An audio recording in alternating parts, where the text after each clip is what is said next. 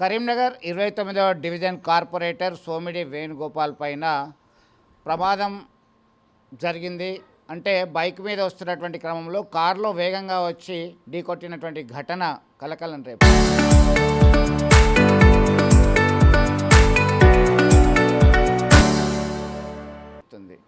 ప్రస్తుతం వేణు మనతో ఉన్నారు. ఏం జరిగింది అసలు? ఎవరు? ఇది ప్రమాదమా లేదా ప్లానా? తెలుసుకుందాం. మనతో ఉన్నారు. అసలు వేణు ఎట్లా ఉన్నారు ఇప్పుడు మీరు? బాగున్నా. ఏమైంది ఆ రోజు 17th ఆఫ్ దిస్ మంత్ రాత్రి ఎన్ని గంటలకు జరిగింది? ఏం జరిగింది అసలు పూర్తిగా? యథావిధిగా నా కార్యాలయం నుండి రాత్రి 11 గంటలకి నేను ఆఫీస్ నుంచి ఇంటికి వచ్చే టైము. ఇంటికి వస్తున్న సమయంలో మేమంతా గమనించుకోలేదు. ఏదో వెహికల్ మమ్మల్ని ఫాలో అవుతుంది, మా కోసం వెయిట్ చేస్తుందని అసలు అది మేమంతా చూసుకోలేదు. కాకపోతే తర్వాత ఇన్సిడెంట్ అయిన తర్వాత మేము సీసీ ఫుటేజ్ తీస్తే మాకు అర్థమైంది, ఒక వెహికల్ మనల్ని ఒక 2-3 డేస్ నుంచి మమ్మల్ని ఫాలో అవుతుంది, రెక్కి నిర్వహిస్తుంది, సీసీ కెమెరాలు లేని ప్లేస్లో మాకు యాక్సిడెంట్ చేయాలని చూసిందని చెప్పి 11-10 నిమిషాలకి నేను ఆఫీస్ నుంచి బయలుదేరిన తర్వాత ఒక 2 నిమిషాలకి ఇక్కడ రమణయ్య టిఫిన్ సెంటర్ అని ఉంటుంది, ఇడ్ల శోకన్న వాళ్ళ ఇంటి దగ్గర. ఒక బాగా ఫాస్ట్గా వచ్చేసి నన్ను వెనకాల నుంచి బండి నా రాయల్ ఎన్ఫీల్డ్ని గుద్దిన తర్వాత అసలు ఏం జరుగుతుందో నాకు అర్థం కాలేదు. బండి తిరగలనే నేను కొంచెం బండి పైన పడిపోయి అట్లే బండి రాకుండా ముందుకు వెళ్ళిపోయిన తర్వాత బండి నుంచి విడిపోయి నేను పొర్లుకుంటూ కొంచెం ముందుకు పోయి స్తంభానికి గుద్దుకునే పరిస్థితికి వచ్చింది. అప్పుడు నాకు అర్థమైంది, ఆహా ఏదో జరిగింది అని అప్పుడు అర్థమైన తర్వాత నేను లేచి చూసేసరికి వెహికల్ మళ్ళీ నా మీదకి వచ్చే ప్రయత్నం చేశారు. కాకపోతే నా రాయల్ ఎన్ఫీల్డ్ నాకు కొంచెం అడ్డంగా ఉండేసరికి వాళ్ళకు ఆ అవకాశం దొరకలే, ఆ స్కోప్ ఇక వాళ్ళకి ఇవ్వలేదు. ఆ బండి ఉండేసరికి వాళ్ళు నా దగ్గర రాలేకపోయారు. ఎవర్రా మీరు, ఎందుకు కుదుతురు, ఇట్లా ఏం చేస్తుర్రా మీరు అని చెప్పనేసరికి రోడ్డు చౌరస్తా అయినా అప్పటికి టైం ఆల్మోస్ట్ 11:15 అయిపోయేసరికి ఎవరు లేరు. 4 వైపులా చూసినా ఎవరు లేరు.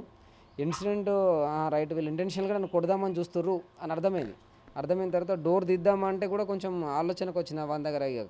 వాళ్ళు ఏదో చేద్దామని వచ్చిన వాళ్ళు ఏం తెచ్చుకున్నారో తెలియదు కాబట్టి వాళ్ళు డోర్ ధైర్యం చేయలేదు. ఇక అంటే అంతకుముందు ఏదైనా కాల్స్ వచ్చినాయా, థ్రెటనింగ్ చేసిండ్రా, ఏదైనా గొడవలు జరిగినాయా? ఎందుకంటే పాలిటిక్స్లో ఉన్నప్పుడు సహజంగానే డైరెక్ట్లీ ఇండైరెక్ట్లీ మనకి ఎనిమీస్ ఉంటూనే ఉంటారు, పాలిటిక్స్లో కావచ్చు, ఇతరత్ర కావచ్చు. భారతీయ జనతా పార్టీలో ఫస్ట్ నేషన్ అంటాము మేము. అదేవిధంగా దేశం ముఖ్యము, హిందుత్వం ముఖ్యం అనే నినాదంతోనే గత 15 సంవత్సరాల నుంచి రాజకీయాలలో ఉన్నా. సోషల్ మీడియాలో అయినా బయట అయినా నేను హిందుత్వం కోసమే కొట్లాడుతూ ఉన్నా. చాలామంది హిందూ అమ్మాయిలు లవ్ జిహాద్ నుండి ఈ వేరే మతస్థులు పట్టుకెళ్తే అనేక సందర్భాల్లో అమ్మాయిలతో కౌన్సిలింగ్ చేసి తీసుకొచ్చిన సందర్భాలు ఎన్నో ఉన్నాయి. ఫస్ట్ రైవలరీ ఎవరితో ఉంటుందంటే ఇక్కడ ఈ ముస్లిం కమ్యూనిటీతోనే మాకు రైవలరీ ఉంటుంది. మేబీ ఎవరు అని చెప్పలేము, కాకపోతే ఆలోచన మాత్రం అదే విధంగానే ఉంది నాకు. పోలీసులకు ఫిర్యాదు చేసిర్రా? పోలీసులు ఏమన్నారు? ఇన్వెస్టిగేషన్ నడుస్తుందన్నారా? ఎట్లా ఉండొచ్చు? ఇన్సిడెంట్ అయిన వెంటనే సిఐ గారికి కాల్ చేసినాము, కంప్లైంట్ ఇచ్చినాము. ఇక్కడ వెహికల్కి వారు నంబర్ ప్లేట్కి కనబడకుండా స్టిక్కర్ వేసుకొని వచ్చి రావడం వల్ల నంబర్ అనేది ట్రేస్ అయితే లేదు. వాళ్ళు కూడా దాదాపు ఒక 3-4 డేస్ నుంచి ఒక 15-20 వేల వెహికల్స్ని తరువుగా చెక్ చేస్తూ ఉన్నారు. కానీ ఎక్కడ బెలూనో కార్ వైట్ కలర్ది ఒక 3-4 డేస్ నుంచి మనల్ని ఫాలో అప్ అవుతుంది అని చెప్పి సార్ వాళ్ళు చెప్పారు, కానీ నంబర్ ట్రేస్ ఇంకా కాలేదు.